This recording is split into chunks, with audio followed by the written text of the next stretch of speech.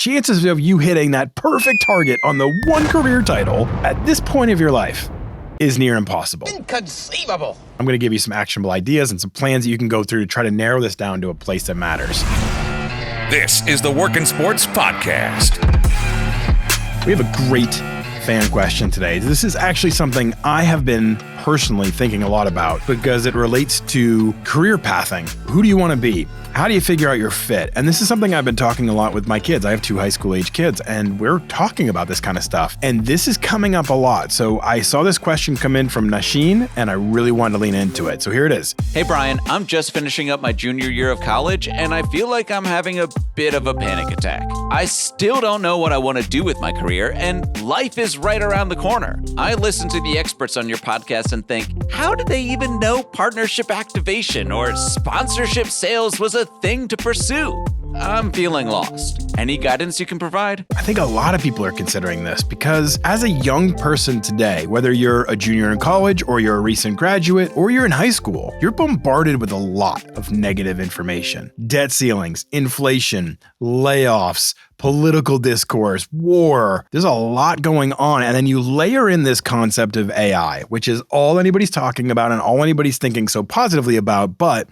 it has a really big impact on your psyche. You, as a college junior, have been going to school and prepping for this moment to get out into the real world for near 2 decades now. And to have this curveball thrown at you like, oh, by the way, that job that you've been thinking you're aiming towards might be replaced by AI.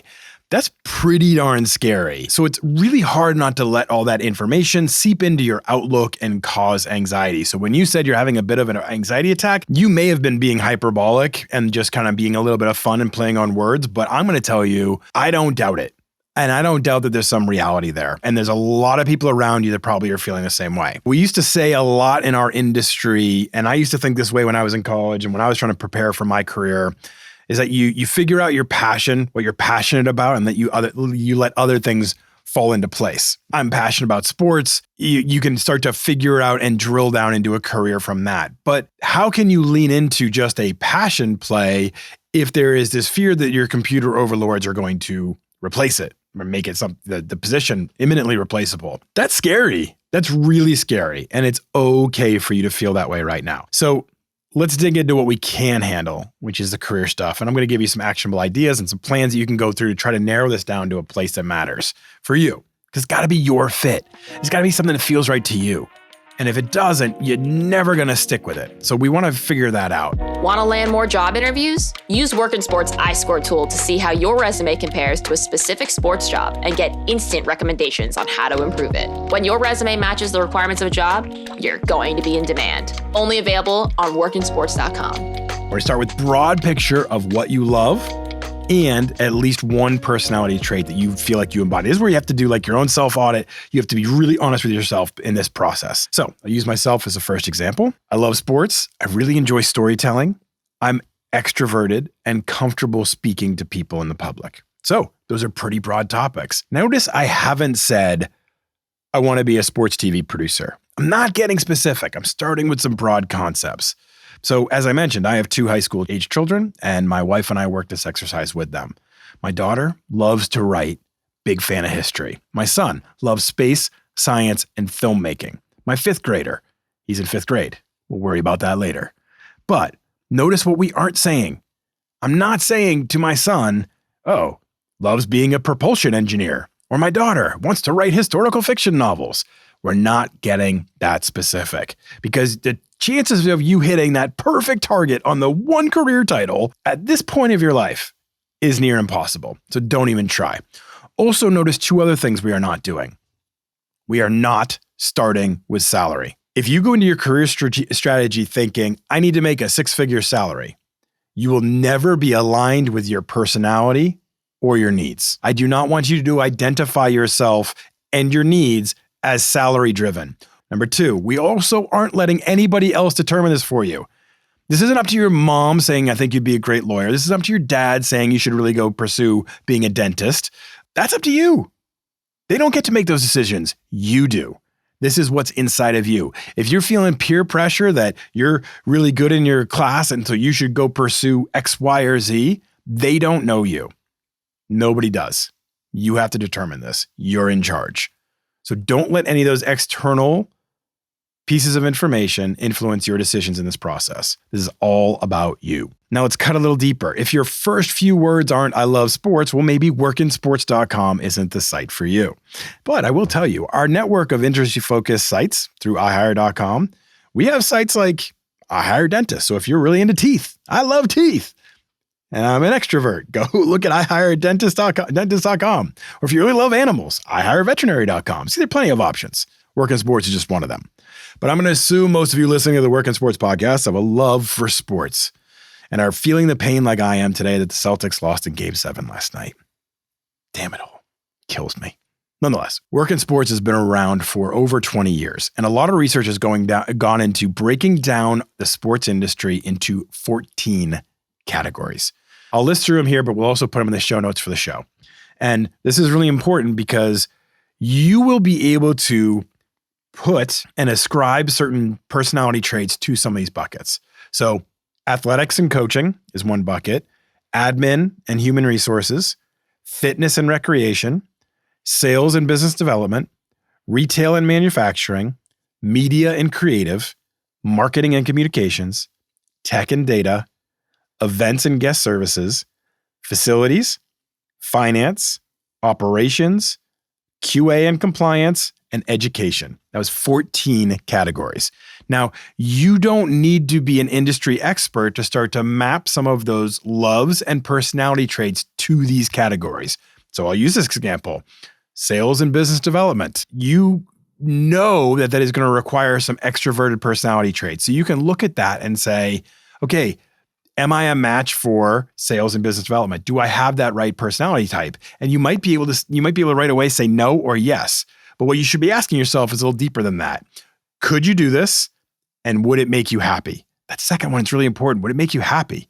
Because sometimes the answer isn't yes to both. It's one or the other. So you should be able to go through this exercise now of starting to take that top level skills and what you love with a personality trait into some of these categories and start to narrow things down a little bit. Like I could go through this right away and be like, finance doesn't really interest me. Admin and HR doesn't really interest me. And I could keep going and narrow those down. Media creative, marketing communications. Okay, now we're talking. That's in my realm a little bit. Now, let's say you've narrowed it down to 3 categories. I'm going to do this from like as if I was doing it, and then you have to model it for yourself. So for me, media creative, marketing communication, athletics and coaching. Those are 3 areas that I have looked at and established these would be something I could do and I'd be happy doing them. So that's a good start, right? Now I'm going to go another layer deeper. And I'm going to start in these 3 categories, and I'm going to start to look for jobs that have an entry-level term associated with them. And I've given this example before on the podcast. You may have heard this, but I wanted you to really latch onto this. So now on workinsports.com, I can go into the marketing communications category and search for jobs starting with coordinator. Because coordinator is a term that's generally associated with an entry-level job. You might do assistant, you might do associate, but that's going to start to give me all of those starting positions. And I will then start to see things like social media coordinator, marketing coordinator, and those are the entry-level roles in a category I've determined that I could do and that I would be happy doing. Now I can start to read those job descriptions, start to think where I match. What sounds interesting here? Do I really like the way this job is described? And then you can go a layer deeper and look at the manager doing that role, the vice president, the director doing that same type of role. See if you really like the whole career path. This is just a starting point. But once you've started to determine those buckets and you start to look at some jobs as a coordinator or in certain aspects of these categories like social media, let's say, now you can go do internships in these fields and live the experiences to see if you like them. You can do informational interviews with people that are doing these jobs right now. You can watch YouTube videos on certain career paths. You can listen to podcasts of the show and really have somebody explain what it is like to work in these fields. You mentioned partnership activation earlier in your question about how do you even know what that is? Well, I guarantee you, Chelsea Zahn and Melissa Silverman and some of the people that I've interviewed that work in partnership activation, Drew Friedman is another one, they didn't really know either when they were your age and when they were in your position. They just figured out that my passions lie in this marketing kind of area. And I think I could be good in a marketing kind of sales combination. And as I got into the field and I saw these opportunities and I looked at the job descriptions, I realized that's something I could lean into and do and be happy doing.